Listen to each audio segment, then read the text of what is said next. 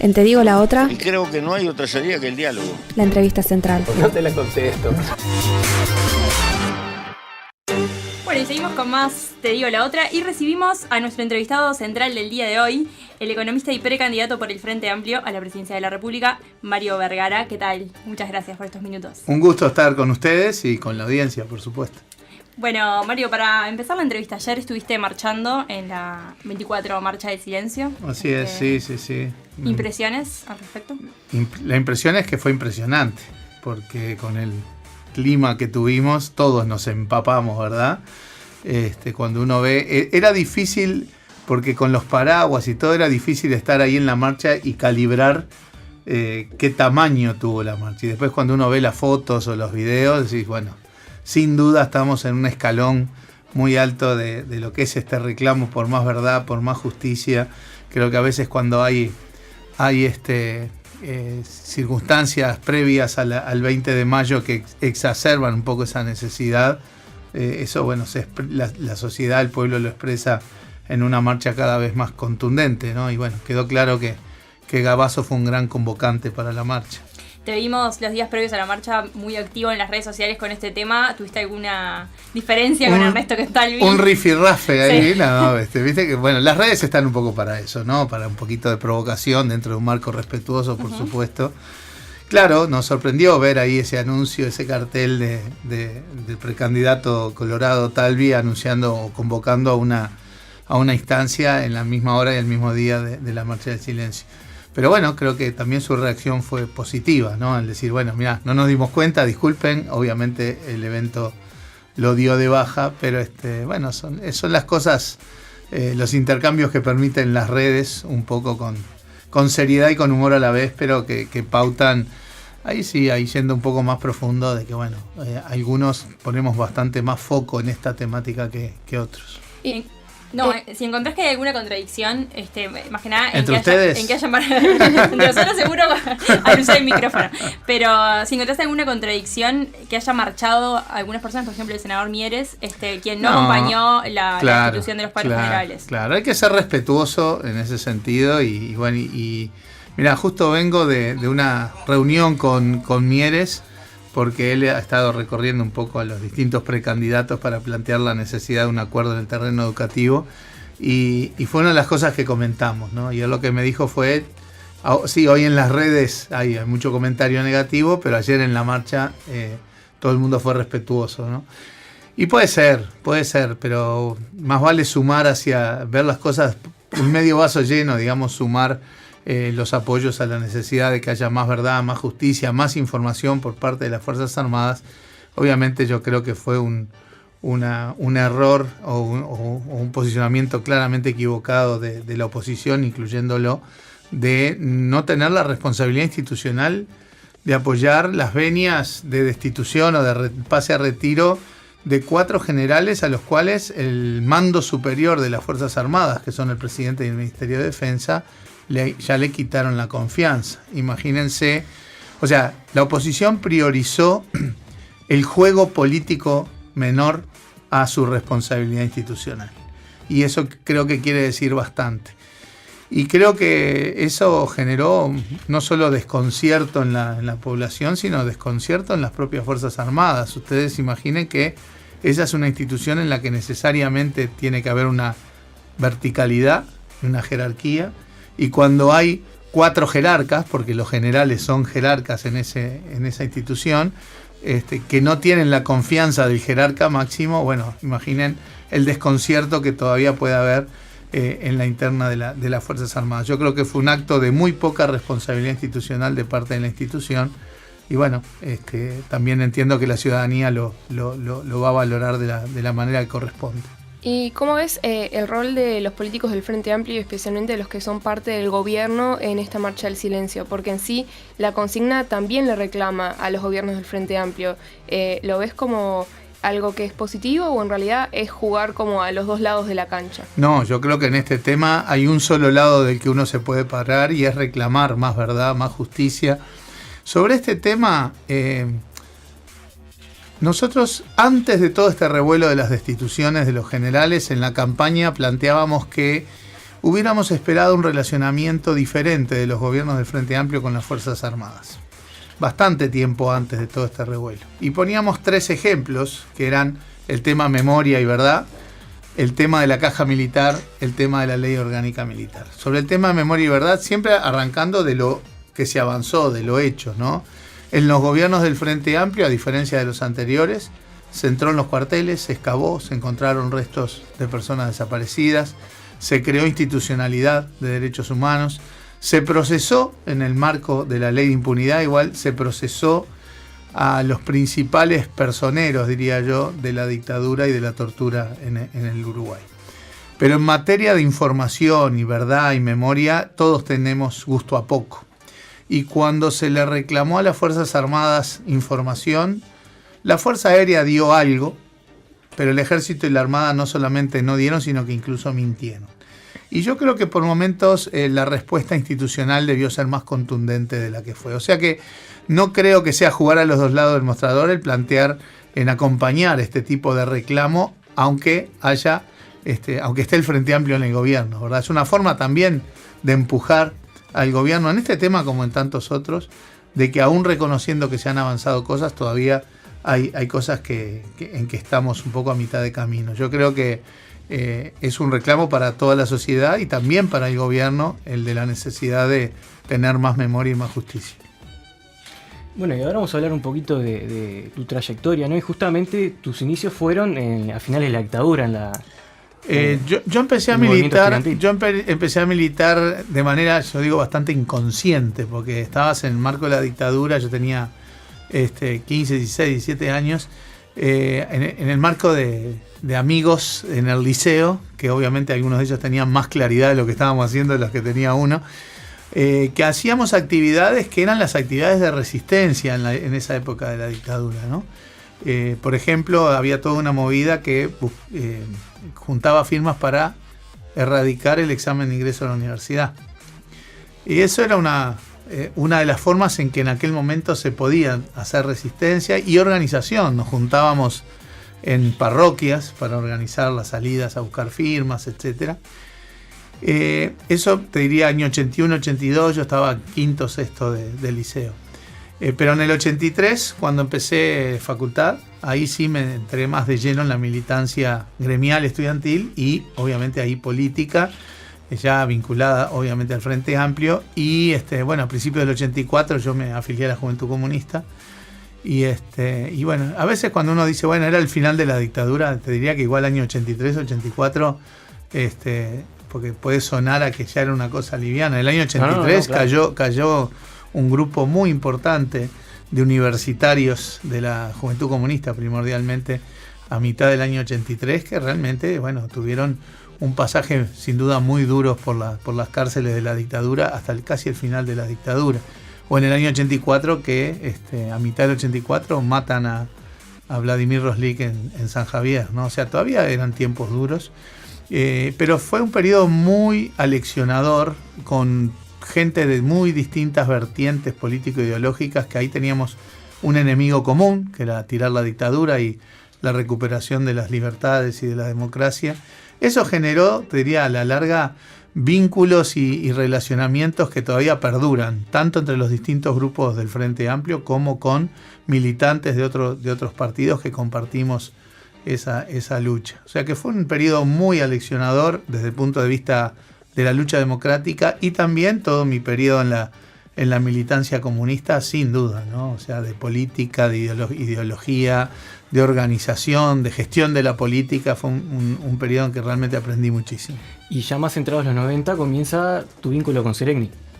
Sí, en realidad yo estuve... A Seregni lo conocí allá por el 86, o sea, empecé a interactuar con él, pero no de manera intensa, porque yo en el 86 integraba una comisión central del Frente Amplio que se llamaba la Comisión de Entes. No es porque los integrantes fuéramos unos entes, es porque en el primer gobierno de Sanguinetti hubo 6 directores de entes autónomos del Frente Amplio. Entonces esa comisión estaban los directores frente amplistas de los entes y representantes de los 6 grupos políticos más importantes de aquel momento en el Frente. Yo iba por el Partido Comunista, primero fui como alterno el titular era Walter Olazábal, contador muy amigo, gente muy querida, que era el suplente de senador de él, José Germán Araujo. Entonces, cuando los blancos y los colorados votan la impunidad en diciembre del 86, y al día siguiente expulsan, de hecho, a Araujo del Senado, Walter pasó a ser senador y yo quedé ahí representando al Partido Comunista. Yo ahí tenía 21 años. Y como éramos 6 grupos y había que coordinar ese trabajo con la mesa política del Frente Amplio, nos repartíamos el año 2 meses cada uno. Entonces yo por esos años fui 2 meses al año a la mesa política del Frente, que presidía Sereñi, obviamente, ¿no? Realmente también increíble experiencia. Ahí, bueno, interactué algo con Sereñi, pero no teníamos un vínculo muy intenso. Yo después de que, digamos, estuve en el Partido Comunista hasta el año 90, 91, cuando fue la implosión, digamos, del partido, yo en el 94 me fui a estudiar al exterior y volví en el 98. Y en el medio, en el 96, Sereñi renuncia a la presidencia del Frente Amplio y crea el Centro de Estudios Estratégicos 1815. Yo desde aquel momento, estando allá en Berkeley, decía, bueno, cuando vuelva, lo que estoy seguro que voy a hacer es ir al Centro de Estudios de Sereñi a apoyarlo en su... Ahí Sereñi había planteado explícitamente que él estaba convencido de que el Frente Amplio iba a ganar, que iba a ser gobierno y que tenía que prepararse de mejor manera. O sea, su obsesión era que el Frente Amplio llegara más preparado para gobernar. Cuando volví en el 98, efectivamente ahí fui al Centro de Estudios y a partir de ahí y hasta su fallecimiento tuve el privilegio de tener un vínculo muy estrecho, muy cercano, muy intenso con Sereñi, que es algo que obviamente voy a atesorar toda mi vida, ¿no? Y luego a principios de los 2000, sos designado como director de la URSEC. Así es, en el gobierno colorado de Valle, ¿no? Yo siempre cuento que un día estaba en el Banco Central yo trabajando y me llama por teléfono Valle. En realidad fue curioso porque él me llamó un 28 de diciembre, ¿no? Un día de los inocentes. Entonces cuando me llama y una compañera atiende, me dice, che, Mario, ¿qué? ¿Te está llamando Valle? Jaja, jaja. Valle recién había ganado la elección, todavía no había asumido. Y pensando que era una broma del Día de los Inocentes, ¿no? Y Valle lo que me planteó fue, bueno, yo sé que usted nunca me votó y nunca me va a votar, pero a mí me dijeron que para esto yo lo tenía que llamar a usted. Era un tipo muy, muy, muy especial también en ese sentido. Y en realidad era porque se estaban creando las unidades reguladoras de los servicios públicos, de comunicaciones, de energía, etcétera. Y ese había sido uno de mis campos de especialización en mi doctorado en Berkeley. Así que bueno, después de algunas idas y venidas, me propuse integrar el primer directorio de la URSEC, de la Unidad Reguladora de Comunicaciones, que tuve el gusto de integrar junto con un colorado y un blanco. Y fue una experiencia muy rica, donde aprendí muchísimo de gestión pública, que después me sirvió mucho también para cuando estuve en los gobiernos del Frente Amplio en el gobierno, ¿no? Y también te diría que ahí tuvimos un muy buen diálogo con las radios comunitarias, con AMARC, que era la Asociación Mundial, y con las radios comunitarias aquí en Uruguay, porque bueno, ahí creo que se avanzó en la lógica que después terminó en una legislación de un relacionamiento razonable, civilizado, hacia la legalización y la regularización para las radios comunitarias, que creo que un rol tan importante cumplen, ¿no? Yendo más al presente, si tuvieras que decir cuáles fueron los principales motivos por los que tomaste la decisión de, bueno, renunciar al Banco Central y lanzarte como precandidato a la presidencia. Bien, bueno, un poco es esta pequeña historia que acabamos de hacer. Yo siempre estuve vinculado a la política, siempre me interesó la política, siempre concebí incluso mis estudios profesionales al servicio de las políticas públicas. O sea, nunca tuve una orientación puramente académica, sino siempre al servicio de las políticas. Llevaba 13 años y medio ininterrumpidos en la gestión ejecutiva, digamos, entre el Ministerio de Economía y el Banco Central, del primer día de los gobiernos del Frente Amplio, del 1 de marzo del 2005 hasta el 12 de octubre ahí del año pasado, 13 años y medio ininterrumpidos de gestión ejecutiva en la órbita económica. Y bueno, ya entendí que hay ciclos que se van cerrando también, las cosas tienen sus tiempos, mi interés por la política siempre fue evidente, y además converge otro aspecto, otro proceso que hace un poco, pauta también el momento en que uno hace estas cosas, que es el proceso de renovación política del Frente Amplio, que no fue hace 5 años ni va a ser dentro de 5 años, es ahora en que hay que renovar la visión del mundo por parte del Frente. El mundo, la región, el país de hoy no se parecen en nada a lo que eran cuando el Frente Amplio empezó a gobernar. Hay que renovar también el enfoque de muchas políticas públicas porque afrontamos temas diferentes. Hay que renovar al Frente Amplio en su funcionamiento orgánico y en su estructura de liderazgos. Tenemos una estructura una tríada de líderes, Vázquez, Mujica, Astori, sin duda muy exitosa, que por 2 décadas condujo al Frente Amplio a fortalecerse, a acceder al gobierno, a gobernar para el bien de la sociedad uruguaya, pero ahora están dando paso a sus relevos generacionales. El Frente Amplio hoy está haciendo un proceso también de relevo en ese terreno con mucha naturalidad, con mucho espíritu fraterno, y bueno, creo que eso también pautaba, era como el factor que estaba faltando para tomar esta decisión. Hay amigos que me dicen, bueno, saliste de tu zona de confort, ¿no? Y te largaste a esta patriada, porque además lo hicimos sin apoyo de los principales aparatos dentro del Frente Amplio. Y sí, es una patriada linda, creemos estar contribuyendo al proceso de renovación y sobre todo en el marco de la campaña electoral es una experiencia increíble, la de recorrer el país entero, interactuar con gente que está viviendo en muy diversas situaciones. Uno recibe muchísimo de la gente y la verdad que estoy muy satisfecho de haber tomado esa decisión. ¿Y qué de estas ideas que mencionabas que hay que renovar te parece que corresponde al pasado, que ya el Frente Amplio debería reconsiderar? En primer lugar, yo reivindico lo hecho por los 3 gobiernos del Frente Amplio. Creo que se ha hecho un cúmulo muy grande de reformas y transformaciones estructurales en múltiples políticas importantes, relevantes, que han contribuido a que hoy el Uruguay tenga un nivel de bienestar, de equidad, de derechos, sin duda, más elevado que cuando empezó a gobernar el Frente.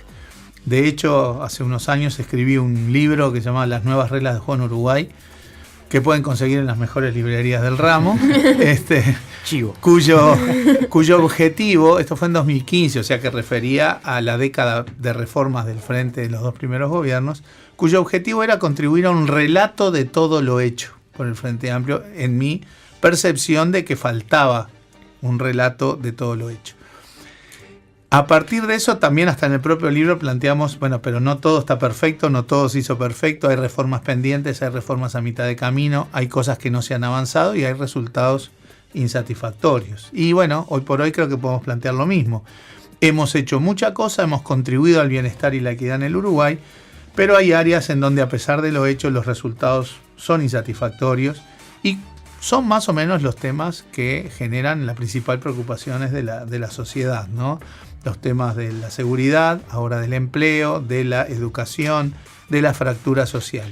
Se han hecho cosas en todas las áreas. Podríamos ir una por una y te nombraría un montón de cosas positivas que se han avanzado. Pero sin duda hay cosas pendientes, hay transformaciones pendientes, hay una conducción política en algunas áreas que no ha sido exitosa para instalar una reforma estructural, como en el caso de la educación. A pesar de todo lo hecho, ¿no? Plan Ceibal, UTEC, tecnicaturas asociadas a la producción, descentralización geográfica, o sea, hay muchos procesos muy positivos con muy buenos resultados, pero es indudable que hay una reforma integral que tiene que ver con lo curricular, con lo pedagógico, con lo organizacional que está pendiente. En seguridad podemos hacer un raconto también, una reforma estructural en el Ministerio del Interior, sin duda. Tecnología, capacitación policial, infraestructura, inteligencia, equipamiento, etcétera, pero los resultados no son satisfactorios. El año pasado incluso los delitos aumentaron.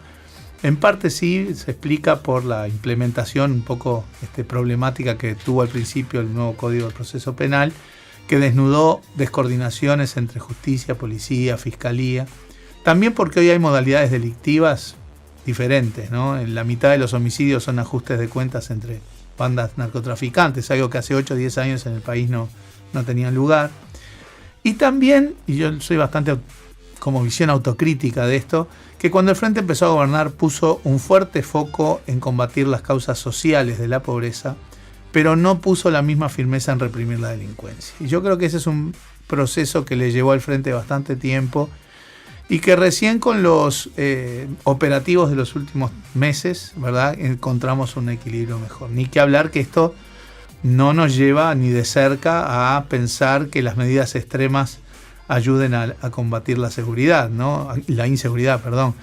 Ni cadenas perpetuas, ni militarización de la policía, ni allanamientos nocturnos de hogares. O sea, es totalmente contrario a la propuesta de reforma constitucional. Pero tener un foco firme de represión y de combate a la delincuencia me parece uno de los ingredientes fundamentales de una política de seguridad, porque es la forma también de salvaguardar los derechos de la gente. Podemos seguir en otros temas, ¿no? En materia de empleo la problemática es más nueva, porque hasta hace 4 años estábamos en los récords absolutos de puestos de trabajo, incluso puestos de trabajo formales. Se habían creado 300.000 puestos de trabajo, pero en los últimos años ha habido una caída de casi 50.000, que es algo que nos tiene que preocupar. Ahí tenemos una dinámica tecnológica que desafía el mundo del trabajo y por lo tanto las políticas públicas hay que modificarlas y repensarlas en este nuevo marco, porque hay un desafío diferente, ¿no? En materia de política social también bajamos la pobreza de casi el 40% de la población al 8%, pero hace rato que estamos estancados en este 8%, porque este núcleo duro de la pobreza no es la misma pobreza que se combatió. O sea, no es la pobreza de aquella gente que cayó en esa situación porque perdió su empleo en la crisis, ¿no? Porque ahí con la creación de empleos y políticas de transferencias de ingresos, bueno, esa cosa más o menos se fue combatiendo. Pero hoy el núcleo duro de la pobreza está más asociado a la fractura y la fragmentación social, que es multidimensional. Que no arreglás a una mujer con 5 hijos que vive en un asentamiento donde hay problemas de desapego al sistema educativo, de salubridad, de hábitat, saneamiento, de culturas, de seguridad. No arreglás esa situación con un empleo, digamos. Y bueno, yo creo que ahí tenemos todavía un déficit, tenemos que modificar y mejorar las políticas sociales, porque a ese territorio de problemática multidimensional y compleja hay que aterrizar con muchísima más articulación y coordinación de las políticas públicas. O sea, yo creo que son varias las áreas en donde hemos hecho cosas, pero todavía queda por tener mejores resultados, por hacer las cosas mejor, y pasan por una revisión franca de muchas de las políticas públicas.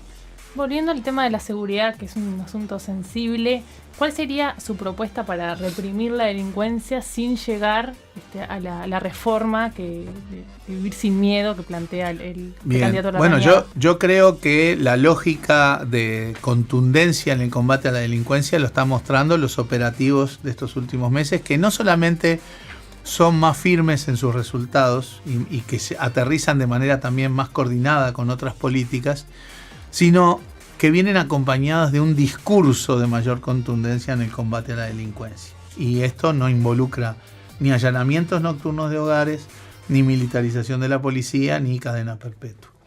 Hay más cosas para complementar esta lógica, ¿no? Que es la de, por ejemplo, nosotros hemos planteado que tenemos que ir a un desarme paulatino, pero drástico, de la sociedad uruguaya. Hoy en el Uruguay hay más de 600.000 armas registradas y otras 600.000 ilegales. O sea, hay más de 1.200.000 armas en Uruguay. Y nosotros creemos que la cercanía y el acceso a las armas de fuego no están sirviendo ni nunca van a servir para el combate a la delincuencia, sino que más bien generan más tragedias que muchas veces ni siquiera tienen que ver con temas de inseguridad pública. Cuando nosotros planteamos esto, hubo gente que dijo, bueno, pero vas a crear un mercado negro si prohibís las armas. Pero si la mitad de las armas en el país son ilegales, el mercado negro ya existe. O dicen, bueno, vas a desarmar a la población y van a seguir armados los delincuentes. Eso tiene implícita una visión de política de seguridad que nosotros no compartimos, y es que el combate a la delincuencia se hace armando hasta los dientes a todos los ciudadanos para que anden a los tiros con los delincuentes. Y eso no solamente no ocurre, sino que además filosóficamente es equivocado, porque las políticas de seguridad son responsabilidad del Estado. Que el Estado lo tenga que hacer mejor, por supuesto, más eficaz, por supuesto. Pero lo que no se puede es trasladar esa responsabilidad a la ciudadanía, entre otras cosas porque tampoco está sucediendo. Cada vez hay más armas en Uruguay y uno no ve en los medios que la forma de combatir la delincuencia sea que la gente saque a balazos a los delincuentes. Es más, sí ve tragedias que podían haberse evitado si no hubiera armas de fuego a mano. Por ejemplo, la cuarta parte de los homicidios en Uruguay están catalogados como Altercados espontáneos y violencia intrafamiliar. ¿Cuántos de esos casos no podrían evitarse si no hubiera un arma de fuego a mano? Porque el 70% de los homicidios se hace con arma de fuego y el 50% de las rapiñas se hace con armas de fuego. También creo que tenemos que avanzar en un cambio importante en las políticas penitenciarias y en las políticas de rehabilitación. Lo primero, desde el punto de vista institucional, es descentralizar el Instituto de Rehabilitación de la órbita policial, de la órbita del Ministerio del Interior. Históricamente es la policía la que ha manejado las cárceles y bueno, la policía tiene una vocación y una lógica de prevención y represión del delito. Y de alguna manera eso se extrapola, se traslada al ámbito carcelario. Pero la rehabilitación es una cosa completamente diferente. Hay que hacer un cambio de chip. Las personas privadas de libertad, si tú las tenés 22, 23 horas por día metidas en una celda, ninguno de nosotros sale muy bien si está 20 y pico de horas por día en una celda. ¿Hay algunas experiencias incipientes en la dirección correcta? Sí. Por ejemplo, en el polo industrial del Concar. Que hay un cambio de chip en decir, las personas que están privadas de libertad tienen que tener una vida que pasa por interactuar, trasladarse, tener preocupaciones cotidianas de trabajo, de estudio, porque de lo contrario no vas a ir camino a una rehabilitación. Incluso también, y voy a ser bien franco, la sociedad a veces es un poco contradictoria, ¿verdad? En el sentido de que le exige al recluso que estudie o que trabaje o que se rehabilite, pero cuando los presos salen de la cárcel, y que son un montón, porque hay 11.000 presos, pero como claro, es alta la reincidencia, hay 6.000 presos por año que salen de las cárceles. Bueno, ¿cuántos con antecedentes penales pueden efectivamente encontrar un trabajo o combatir adicciones o a veces hasta que las propias familias los reintegren? O sea, creo que ahí en toda la cuestión de rehabilitación, de políticas carcelarias y de políticas postpenitenciarias que acompañen la reinserción social hay mucho para hacer. Mario, con respecto al tema de la economía, ¿considerás que el próximo gobierno del Frente Amplio tendría que llevar adelante algún cambio en este sentido? O que el rumbo actual está bien y no habría nada para corregir. No, yo creo que hay un rumbo que es correcto y que ha sido correcto por 3 gobiernos, pero eso no significa que no haya cosas para corregir. Sin duda, el déficit fiscal es más alto de lo que debiera y ya lleva más tiempo del que debería ser alto, digamos. Porque esto es como en cualquier hogar, ¿no? Si todos los meses vos gastás más de lo que te ingresa, la única forma de hacerlo es usando la tarjeta de crédito, o sea, endeudándote. En el Estado pasa lo mismo, el déficit significa que estás gastando más todos los años de lo que el Estado tiene como ingreso y por lo tanto se está endeudando, está aumentando el endeudamiento público. No está en niveles alarmantes ni nada por el estilo, está con un peso de la deuda pública hoy mucho menor del que había cuando el Frente empezó a gobernar. Pero no queremos volver hacia esa situación. Entonces, sin duda, el déficit hay que reducirlo. ¿Cómo? El Frente Amplio, el gobierno hace más de 2 años que planteó esto y tomó medidas en lo tributario, tomó medidas de recorte de gasto en la administración central, en empresas públicas, y el déficit no solo no bajó, sino que incluso subió. Por lo tanto, a donde tenemos que apuntar básicamente es a cuáles son los componentes de ese déficit, que son los que están moviendo la aguja de esa manera, los componentes gruesos, porque a veces uno escucha un montón de propuestas que yo diría demagógicas, ¿no? Decir, bueno, recortarle los celulares a los políticos, bajar los sueldos de los políticos o, no sé, los autos en los organismos. Si esas cosas hay que hacerlas o no, discutámosla, pero no como mecanismo viable de mejorar la situación financiera, porque esas cosas valen cero desde el punto de vista del orden de magnitud de la cuestión financiera que hay que corregir. Cuando uno dice que el déficit tiene que bajar 1,5 puntos, 2 del producto, capaz que 1,5, 2 suena algo chiquito, pero estamos hablando de $1.000 millones. Lo cual hay que ir entonces a los componentes del gasto que estén en esos órdenes de magnitud. Y bueno, cualquier análisis mínimamente objetivo desemboca rápidamente en el sistema de seguridad social. O sea, el déficit de la seguridad social hoy es muy alto y está creciendo muy rápido y es lo que explica en buena medida esta dinámica del déficit. Cuando digo régimen de seguridad social, no me refiero solo al régimen general, sino también a la caja militar, a la caja policial. Déjenme poner algunos números ahí de formación profesional. El Estado hoy le transfiere al BPS entre 600 y 700 millones de dólares por año. El déficit de la caja militar es de casi 500 millones de dólares por año. El déficit de la caja policial, con reforma y todo, es de más de 200 millones de dólares por año. Pero el déficit es más grande que eso, porque hay un montón de impuestos que están asociados a financiar el déficit, y a veces eso queda un poco velado. 7 puntos de IVA, que son impuestos, no son ingresos de la Seguridad Social, están atados, están obligadamente, tienen como destino financiar la Seguridad Social por ley. Y esos son más de 1.500 millones de dólares.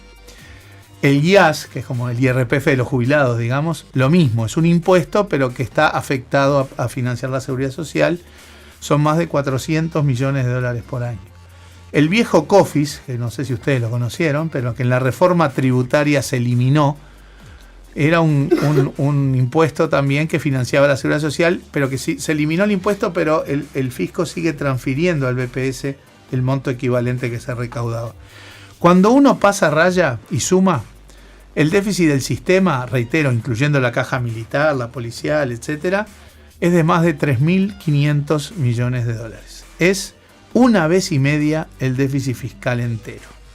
O sea que está. Y el tema no es solo que esa fotografía es preocupante, sino la película, o sea, la dinámica. Ese déficit viene creciendo muy rápido todos los años y de alguna manera explica entonces esta dinámica del déficit público. Esta problemática tiene un origen que es una buena noticia, y es que los seres humanos vivimos cada vez más y estamos en mejores condiciones cada vez más tiempo.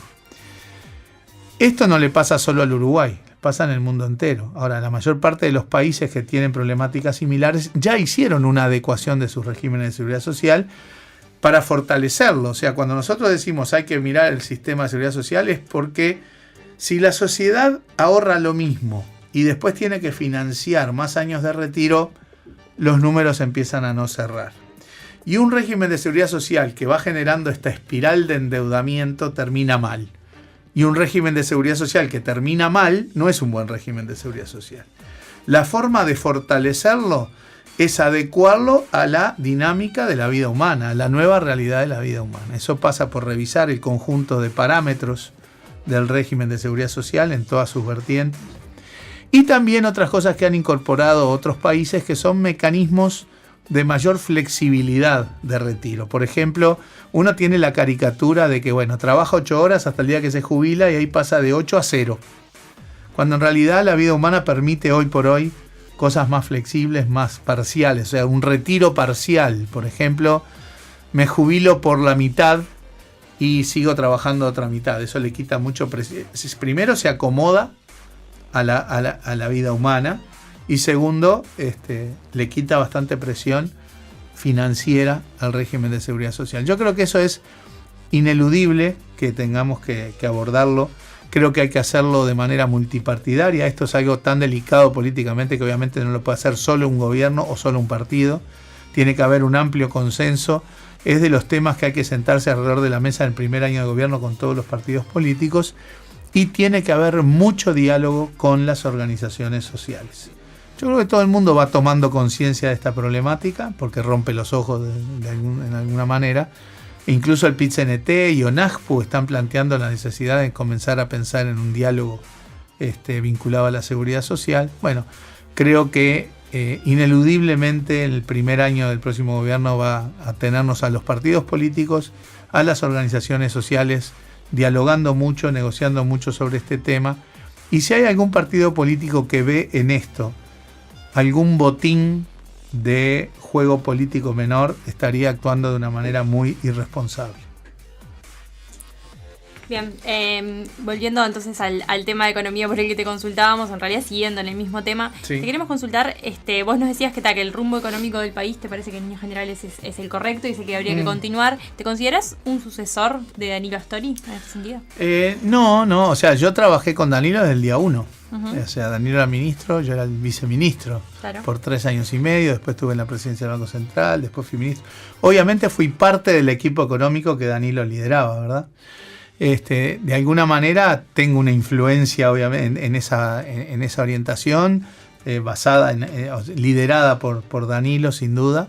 así como tengo un montón de otras influencias políticas, como mencionaba hace un rato, ¿no? El Partido Comunista, el sereñismo, muy fuerte.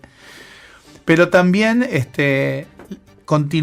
ser continuador o pensar que el rumbo es el correcto, no, reitero, no quiere decir que no haya cosas para corregir, para mejorar, para adaptarse a un mundo diferente o a problemáticas diferentes.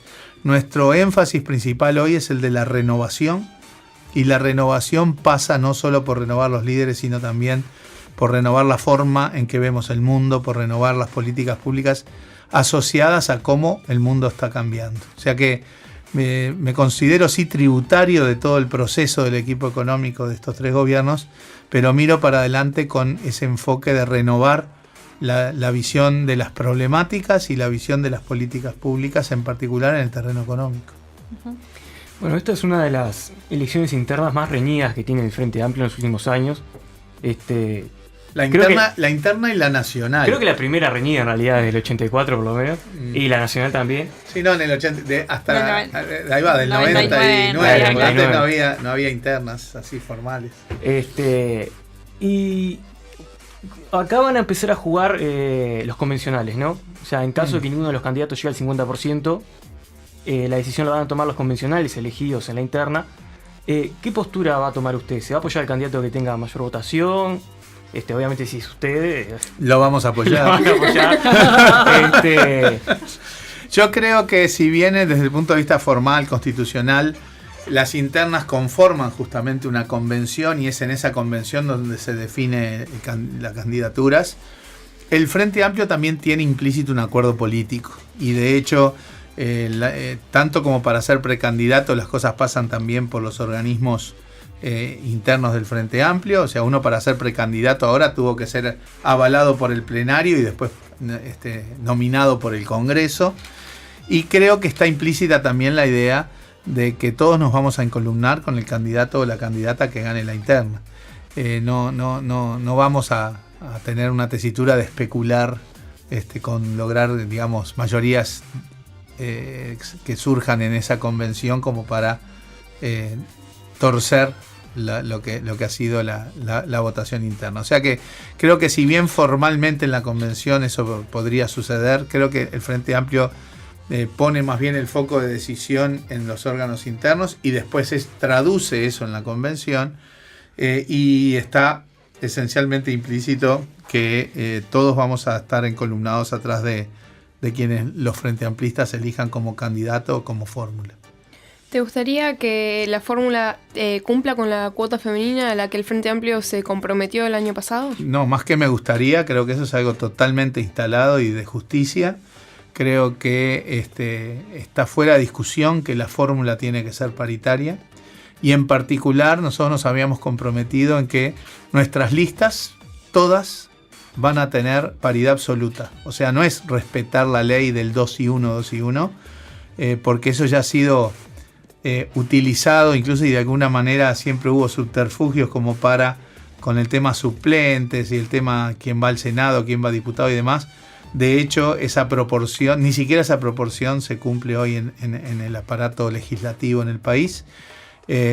Nosotros nos comprometimos a que en todas las listas no sea 2 y 1, sino 1 y 1, 1 y 1, 1 y 1, mejor dicho, 1 y 1, o 1 y 1, dependiendo de lo que arranque. Como casi todas las listas que impulsan nuestra precandidatura nos han solicitado que nosotros encabecemos todas, digamos, ¿no? Uh-huh. Con lo cual ahí va a ser 1 y 1, pero nuestro compromiso es de paridad total, no solo de ese 1 de cada 3, como dice la ley. Y entre otras cosas porque nosotros estamos convencidos de que la lucha contra las discriminaciones históricas de los distintos colectivos pasan por tener políticas de acción afirmativa.